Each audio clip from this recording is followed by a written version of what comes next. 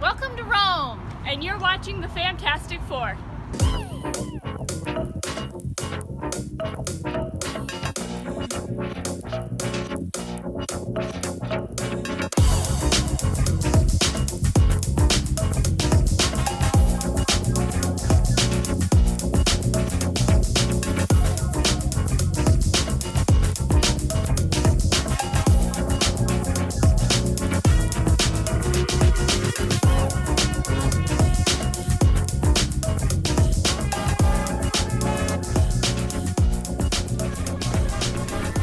So we are in Rome for a few days, and we're heading to the Roman Forum. And yesterday we were in the Vatican, and we couldn't really do any video there. They don't really allow video. They're supposed to not allow pictures, but we did get a few pictures, which maybe we'll flash a few things up there. But quickly, what was your favorite part about the Vatican yesterday? Probably the Sistine Chapel, where we saw Michelangelo's famous paintings all across the ceiling. It was really cool, and it was just so massive. It was beautiful. Yeah, it was really breathtaking. I think's probably a good word to describe the Sistine Chapel. I've seen a lot of sort of great masterpieces and paintings, but this was just something that enveloped you and sort of came to life and jumped off the ceiling, and it was crazy good. Yeah. So today we're going to hit some more historical sites: Roman Forum, Palestine Hill, and then maybe tomorrow Colosseum, and then we have a scheduled stop to go see Pompeii. So the weather's been sort of cold and rainy here, so this is the first time we've seen the sun since we reached Italy, so it's a good thing. Yeah. So anyway, we'll try to show you what we can as we travel through Italy.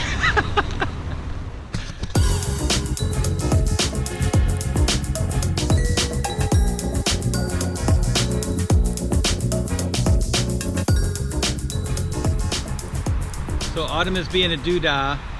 I wanted to do that opening again because it was not perfect, but she said it has to be organic.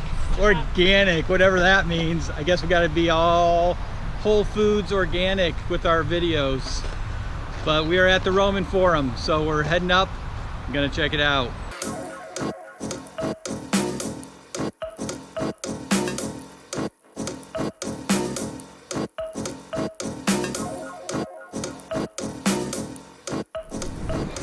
All right, we just took a look at the Temple of Vesta, and there were 6 Vestal Virgins that tended the temple. But we just learned something really interesting about those virgins. If they did not maintain their virginity, what happened to them? They were given a loaf of bread and a lamp, and they were paraded through the streets on like in a funeral casket or something, and then they were buried alive with their loaf of bread and their lamp. Not that the lamp or the loaf of bread is going to do you much good when you're 6 feet underground, but... How do you think they came up with that? Like, okay, we're going to bury these ladies alive. We're going to kill you, but here's a loaf of bread. But here's a loaf of bread and a candle. Yeah.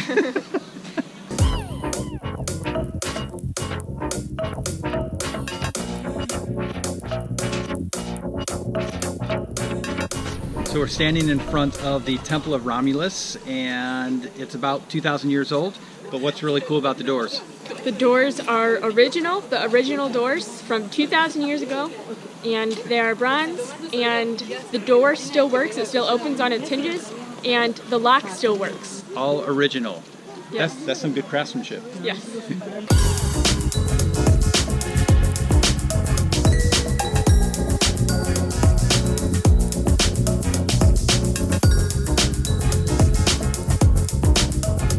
Okay, so what's interesting about the arch behind us?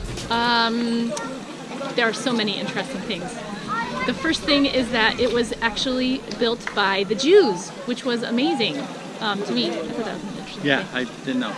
So, and it was built by the Jews because typically when Rome would overthrow a civilization, they were very benevolent, and as long as you would worship the emperor or the Caesar, I guess, yeah, Caesar, then you would be good to go. You'd be golden. But the Jews said, no, we only have one God, and so they refused to do that. And as a result, I think they said 50,000 Jews came, and they made them in slave labor build this arch behind us. So, and there's even a menorah on the inside of the arch that they build into the arch. So anyway, there's just lots of interesting factors, Yeah. and that's sculpted in there. So anyway. Yeah, makes me proud of the Jews, though. Good job, Jews. One God.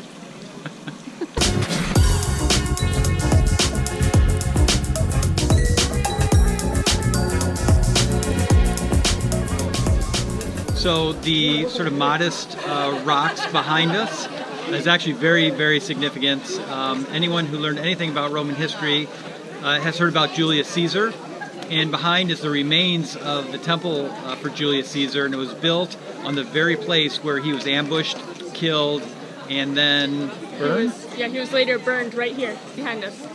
So behind these rocks there's a little altar with flowers, and is there a candle back there? There's a candle, and people have kind of like tossed money on it, sort of. And yeah. So anyway, it's just kind of odd to be here where you read in the history books and Shakespeare or whatever that event took place right here, but I don't know what you think. It's pretty cool, yeah. Cool? It's cool. Et tu, Brute? Sure.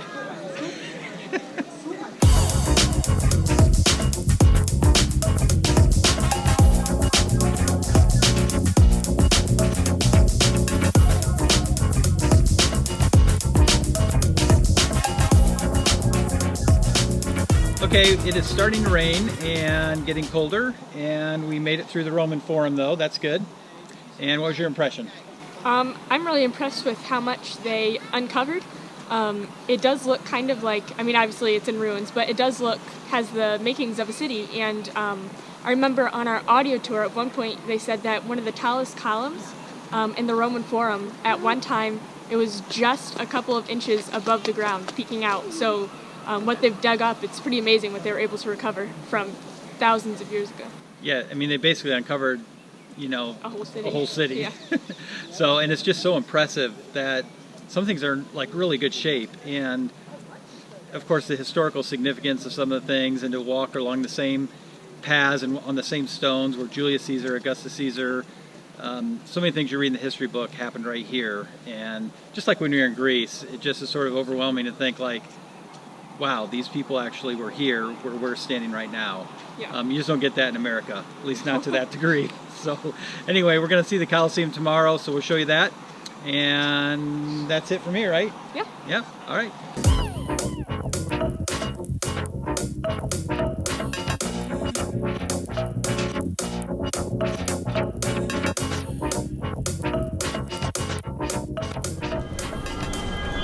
So what a difference a day makes, huh? Yes, it snowed last night. Yes, it did. And we got an emergency vehicle coming.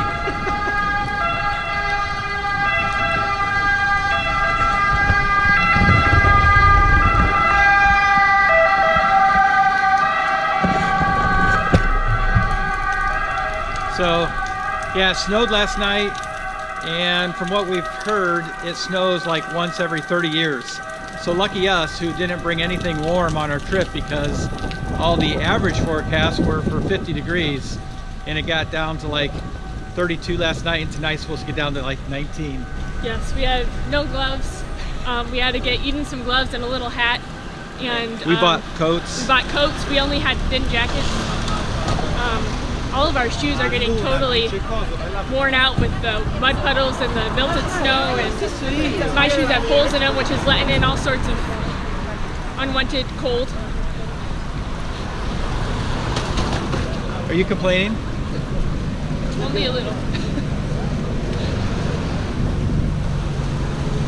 We are, after all, in Europe and taking in all the awesome Europe-y things, so I can't complain too much. There you go. So we're headed to the Colosseum. We're bundled up as best we can. We have like 4 layers on, and we're wearing double pants and whatever we could find to throw on. But head to the Colosseum, so we'll show you what we find there. Yeah? Yeah.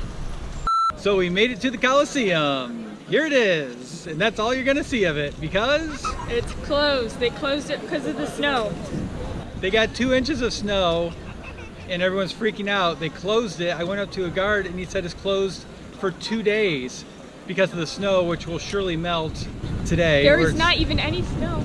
There's like no visible snow on the Colosseum. Look. Nothing. Not one speck. but it's closed. Doesn't look that bad to me. There's like all the poor people who signed up for tours. There's like not literally poor. Well, there's a French group over there, and they're just sitting down, and the lady has her microphone on. There's like a group of people huddled around her. Yeah, like some of those tours are like $50 a person, and includes entrance and like underground in the Coliseum. They're like sitting outside, like right behind us, with the lady is with the mic on. Not necessary mic. And not necessary, but it has the mic on, and she's just like sitting, and people are. It's like a philosopher giving, yes, you know, a speech to their students. She's giving them a history class. So, thank goodness we didn't sign up for the tour, but we did get a 2-day ticket, which we went to the Roman Forum yesterday and Palestine Hill yesterday, and then we were like, we'll get the 2-day ticket because then we'll get to go to the Coliseum today. We'll spend all day at the Coliseum. We left a full day for Coliseum. Yep. This is a travel fail. Travel fail. Yes. Mom does not agree with us. Mom is being a positive Pam about it. She's like, it's a beautiful day. We still have. She does not understand. Positive Pams don't go over well when you're disappointed. No. So if you're a positive Pam, stop it. But what are you gonna do? Yeah. It's really our first time visiting anything major in a country that's been closed. Yeah. We're usually very good about checking times, closing days, all that stuff. We got all our ducks in a row, and then it snowed. But yeah, apparently snow is a bigger deal in Europe than it is in America. it's like we're in the deep south here. Everyone's freaking out about the snow. But if you only get it once every 30 years, I guess I kind of get it. Yeah. But I don't. So anyway, well, we've kind of gone on long enough. We are going to go to Pompeii within the next couple days, which is just south of Rome. So we'll tag that onto this one since we didn't get to show you much of the Colosseum. But guess we'll talk to you then, huh? Yep. All right.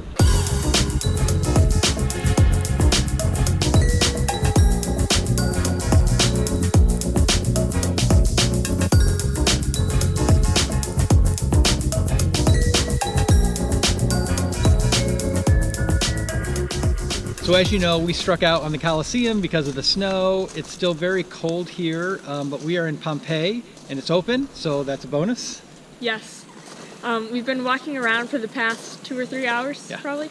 And it's so unique because all the other ancient like archaeological sites that we visited have all been like, you know, fairly sizable, but all of it is pretty much just ruins. And this is not ruins at all. You can actually go in and see actual houses with the walls are still painted and colorful, and there are mosaics and statues. And we saw that we're going to show you a little bit later, like a fast food stand, and like the town is so well preserved that you can really feel what it was like 2,000 years ago. It feels so much more real than all the other archaeological sites that we visited. Yeah, you really do feel like you're walking through a city, an actual city, which it was a city, but a lot of the other ruins and sites we've been to, you have to sort of imagine the city. This one, there is a city here, and it was just obviously buried. Mount Vesuvius sort of always haunting in the background. Just that whole notion of everything was frozen in time here. Just really unique. Yeah, and we're in the theater right now, which is probably the biggest theater I've ever seen. The stage is huge. And a lot of the seats are still surviving the seating, and the big tunnels that you get down here by, and it's really cool. Yeah, very cool. So we're going to show you a couple of the sites that we liked, and I guess let's do that now. Yeah.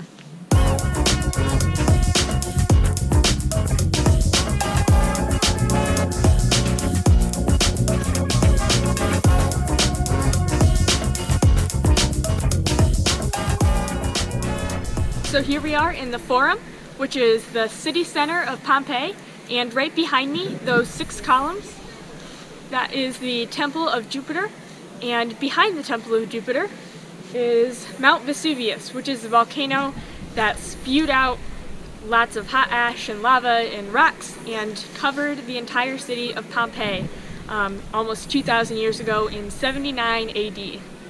So when they were excavating Pompeii, they found a lot of cavities with like decaying bones and stuff, and they realized that those impressions in the ash and the dust and everything were where human bodies had decomposed after they had died in the heat and buried in ash.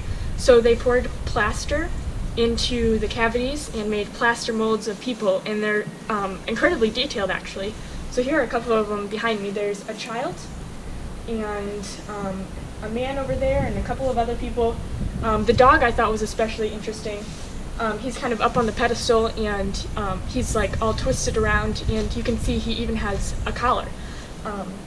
So yeah, it's really interesting. You can see people's faces, and you can kind of see the clothes they were wearing and the positions they were in when they died.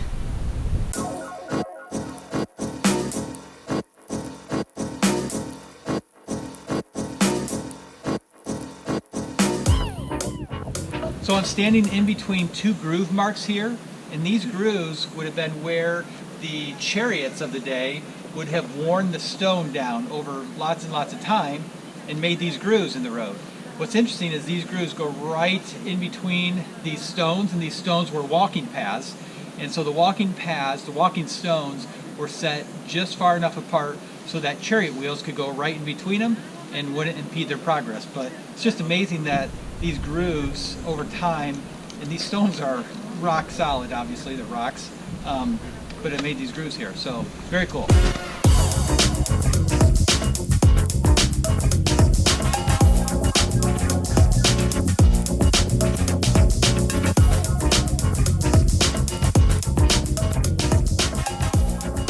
So here we are in the house of the Fawn, and it is so named because of this tiny little statue of a fawn behind me. It is actually, unfortunately, not the original. This is just a copy. The original is in a museum in Naples. But this house is the biggest in Pompeii. I think it has something like 40 rooms, and so it obviously belonged to a man of class and wealth. And I'll just point out a couple of quick things. Behind the entrance, on either side, are two altars on either side of the doorway, and there is a big mosaic. It's also a copy, but it is a mosaic of when Alexander the Great defeated the army. So, yeah.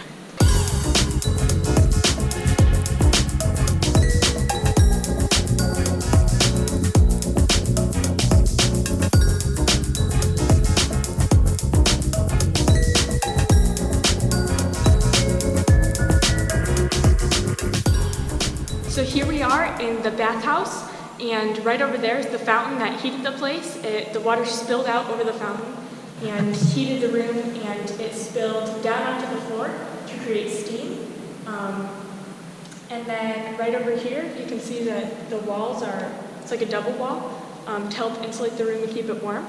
I thought the ceiling was particularly interesting because it's fluted so that the condensation from the steam will not drip off the ceiling and hit the patrons. Instead, it will drip down the flutes onto that ledge there and then down the wall from there so that it won't, drip and hit anybody. And then you probably can't really see it, it's really dark, but over there is the actual bath itself, which is surprisingly small, and from your view it probably just looks like a black pit, but it's probably maybe 12 feet across, only a couple feet deep. And yeah, this is where people took their baths. So after the nice toasty bath, people would come right across the street to the original McDonald's. Actually, it's not the original McDonald's, but it is a fast food joint. And these pots here are where they kept the food, and they had even little lids and everything to keep the food warm and the rodents out. And there's even, over here, there's a groove in the stone. And it's been worn down because that's where the accordion-style doors were. So there were accordion doors here that opened up and closed, and when they're open, people would come here and get a snack.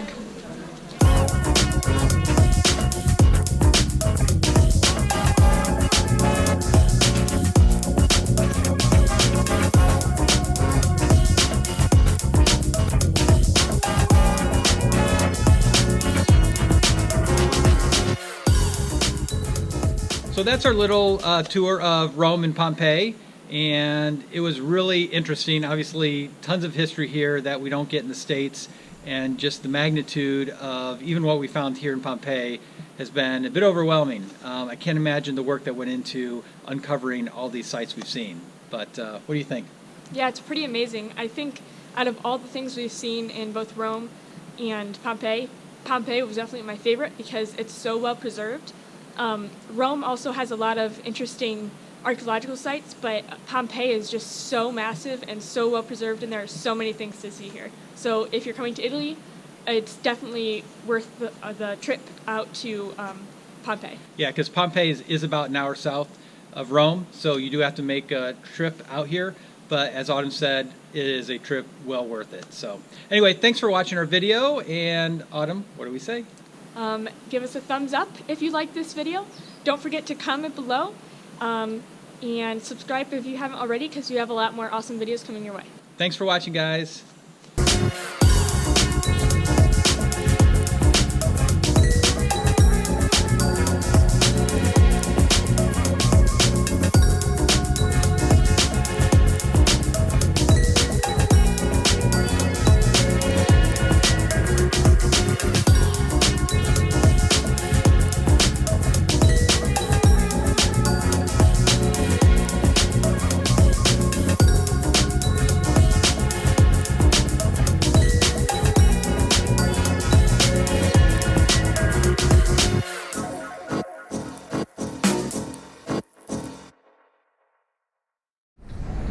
Look, ancient Legos.